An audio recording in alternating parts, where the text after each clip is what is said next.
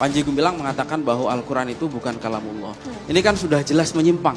Karena, tapi tadi dijelaskan maksudnya. Iya, begini makanya. Sebentar, jangan dipotong, gantian. Tapi ayatnya itu. Lihat ayatnya, baca dulu ayatnya.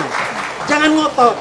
Ayatnya dulu. Loh, siapa yang ngotot? Jadi Giliran bicara siapa? Nanti kami berikan waktu ke Pak Sudirman untuk Dosen menepis harus sanggahan tahu ini. etika.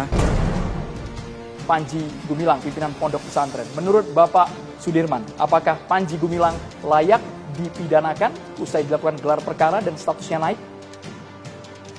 Boleh Mikrofonnya gunakan mic, silakan Pak? Bapak. Menurut saya tidak layak.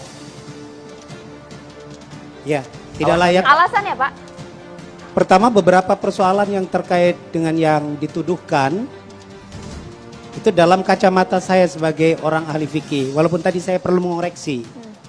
Janganlah diungkapkan kata-kata mantan, begitu nggak enak rasanya dosen kok mantan. Tidak. Saya pernah mengajar dan di ngajar. sana, ya. Dan sampai sekarang pun kalau diminta untuk ngajar, saya tetap ngajar. Oh, oke. Itu. Alasan saya pertama ketika ada statement bab qaulu Rasulullah sallallahu alaihi wasallam fil Qur'anil Karim, sesungguhnya dalam kacamata saya tidak ada yang melanggar dari aspek fikih. Kenapa? Saya melandaskan pada surat An-Najm, yaitu surat yang ke-53. Bunyinya langsung wa mayantiqu 'anil hawa in huwa illa wahyu yuha. Ini terkait dengan Nabi dituduh bahwa apa yang diomongkan itu adalah berdasar Nabi.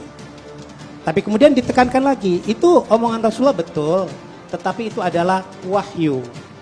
Kemudian ditekankan juga dalam Asy-Syura pada ayat 11 itu dikatakan laisa kamitsli syai'un.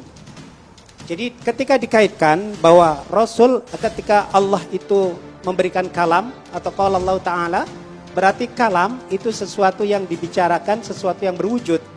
Ketika itu berwujud berarti dia bukanlah Allah tapi manusia. Karena kalam itu terdiri dari huruf yang kemudian bisa memberikan makna. Kalamun mufidun itu. Kalam itu terdiri dari huruf-huruf yang itu dibunyikan. Ketika itu dibunyikan, maka itu bukanlah Allah. Jadi gini, sebelum saya menjawab secara teknis hukum, saya mau bicara lebih luas, peta lebih luasnya. Jadi gini, kalau kita baca genealogi Panji Gumilang ini kan sebetulnya melalui Az-Zaitunnya adalah reorganisasi dari NII.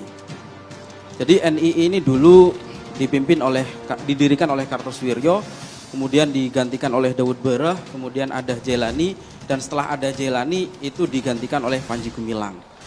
Tahun 1962 perjuangan militer sudah gagal.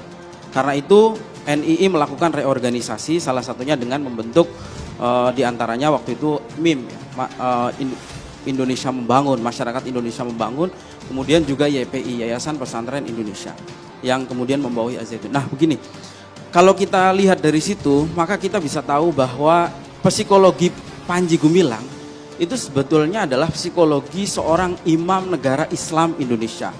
Itu saya kira menjadi catatan penting. Mungkin dibantah oleh dia ya? Dan kemudian karena itu, karena dia ini imam NII, maka dia merasa punya otoritas untuk mentafsirkan ulang agama.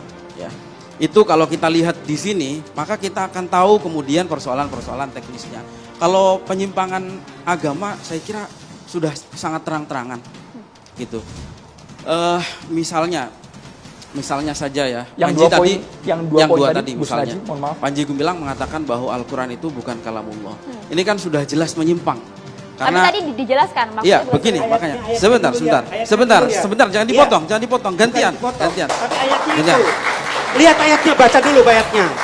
Jangan ngotot. Ayatnya dulu. Loh, siapa yang ngotot? Nanti kami Jadi berikan giliran ayatnya dulu baca. giliran bicara siapa? Nanti kami berikan waktu ke Pak Sudirman untuk menepis Dosen harus sanggahan tahu ini. etika. Dia tahu etika. Nah, gini Pak. Harus berdasarkan data. Selama ribuan tahun dari mulai Islam ini diturunkan, sudah tidak diragukan lagi dan tidak ada perbedaan pendapat dari jumhur umat Islam bahwa Al-Quran itu adalah kalamullah. Mungkin dalam catatan sejarah satu-satunya yang mengatakan bahwa Al-Quran itu makhluk itu hanya Mu'tazilah, kelompok Mu'tazilah, dan itu sudah habis sekarang. Justru ketika menggunakan pembenaran bahwa Al-Quran itu bukan kalamullah dengan menggunakan ayat wa ma yantiqu anil hawa itu justru keliru. Kenapa? Karena orang-orang Quraisy itu menganggap atau menuduh bahwa Nabi Muhammad itu mengarang sendiri agamanya. Padahal semua agama itu semua ajaran agama ini ditegaskan oleh Allah bahwa semuanya berdasarkan dengan wahyu. Nah, wahyu itu ada dua. Ada wahyu yang matslu, ada yang ghairu matslu. Ada yang lafzon wa maknan, dan artinya redaksi dan maknanya, ada yang hanya maknanya saja. Makanya Al-Quran itu wahyu yang lafzon wa maknan. Lafaz maknanya memang dari Allah. Nah, sementara hadis itu lafaznya dari Nabi. Nah, ketika Panji Gumilang mengatakan bahwa Al-Quran itu bukan kalamullah, ini sebetulnya sudah keluar dari yang disebut dengan maklum minad-din bid-darurah itu. Nah, terus begini.